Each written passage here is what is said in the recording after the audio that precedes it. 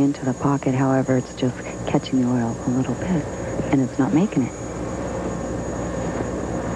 Trying for another double. Stood up a little bit on that shot. That goes through the nose, but another break for Wendy Macpherson.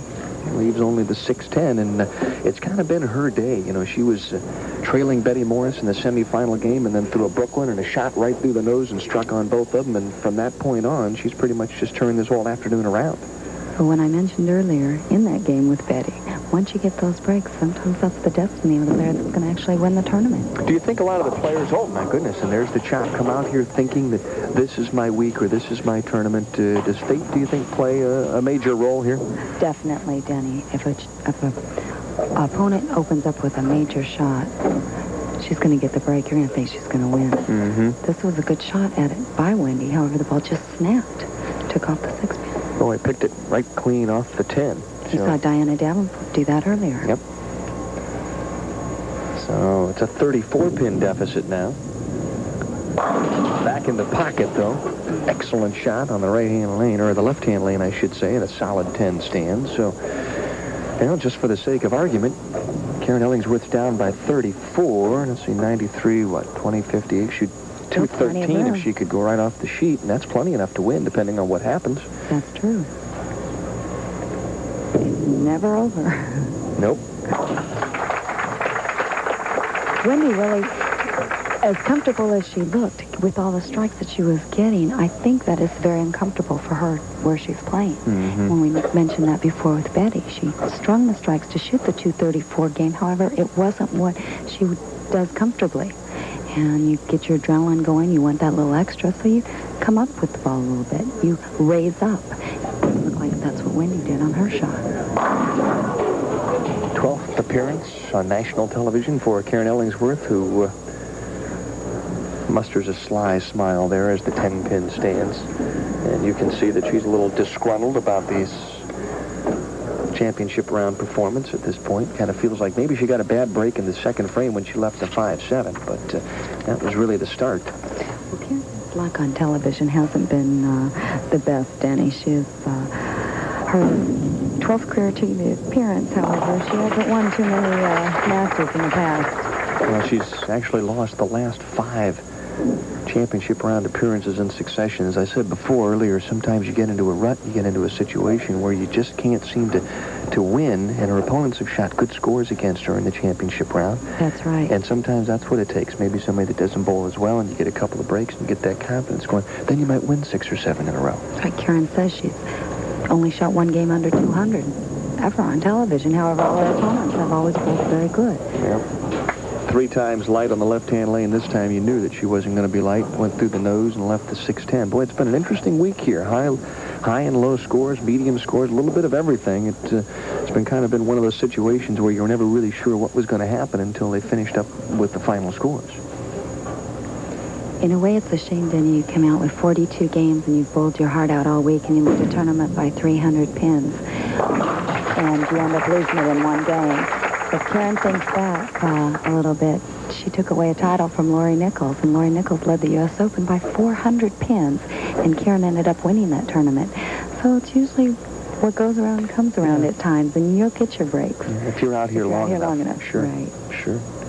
Well, this young lady stands to be out here a good long time. She's only 19 years of age, and we're speaking of Wendy Macpherson, right back in the pocket. Really, she has been the best player in the championship round today. Shot 245 last game, and really all but one shot here in the championship game has done nothing but just label the pocket.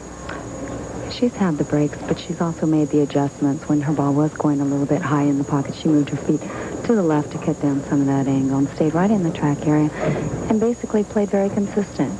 She only made one mistake when she chopped that 6-10. Now it's all quiet on the southern front at this point. Fans kind of sitting back and waiting and wondering if Karen-Ellingsworth can muster a charge here. But she's running out of time, especially if Wendy Macpherson would strike here. There you see she has a possible 237 for the afternoon. That would be plenty enough to win. Getting that ball a little bit wide that time and the ball catching the oil. Just didn't make it back. Leaving the 258, and that's a tricky little cross alley spare, isn't it? Yes, it is, especially when the center of the lane may be hooking a little bit for you and the outside of the lane is going straight. I'm not quite sure how you really want to play it. However, I think she'll play it as straight as possible to cut down any possible shot. Oh, that's a good shot there. Very good shot. And the best possible game that Karen-Ellingsworth could shoot would be 190, which would force Wendy Macpherson. Just to get good count. Yep, just counting the 10th frame. So Karen needs to strike out just to force count. Come on, oh, here we go. Good shot on the right-hand lane on lane 18. Karen turns around and says, "Jeez, where's that been all game?" Well, it's a very disappointing afternoon for Karen. I think she really was relaxed when she came out here and wanted to make good shots. But when your opponent comes out and opens up with 3 in a row at you, and you throw a strike and a 5-7 split, you kind of wonder where are the breaks for me. Mm-hmm. Well, Wendy got off to a very quick start, which is basically the best formula for a win in a championship match, or for a win in any match. Oh, the left-hand lane's just been a complete struggle for Karen-Ellingsworth. She looks down the lanes. This one's all over. Wendy Macpherson, the winner. And Wendy, I think, just now realizing that mathematically there is no way that she can lose. And that's got to be a sweet feeling. She's 2 for 2, Leila Wagner. 2 times she's had a chance to win. Both times she stepped right through the door and won. Sorry, I don't think I'd like to meet her in the television finals next week or any time in the future. Good conversion. The fans understanding how disappointing this afternoon has been for Karen-Ellingsworth, who you said kind of felt like this was the week. I don't have many opportunities to lead tournaments. I'm a solid player, but I ran away with this one. I'd sure like to take advantage and win here this afternoon. And just wasn't to be. Well, this is a real tough position for Wendy to be in as well, because she doesn't know how much excitement to show. You just beat your roommate. Yeah, well, they were probably also betting. I would say that Wendy probably gets first in the shower tomorrow morning, too, wouldn't you think? Probably.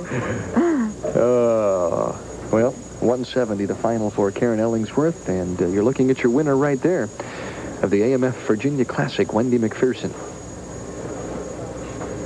Only 19 years of age and already with 2 titles. My goodness. She'll be tough. Oh, she is tough, but she'll be out here a long time. Well, the 10-pin doesn't fall, but it doesn't make any difference anyway, because Wendy Macpherson comes up with her 2nd professional victory. She adds to the U.S. Open the AMF Virginia Classic. Special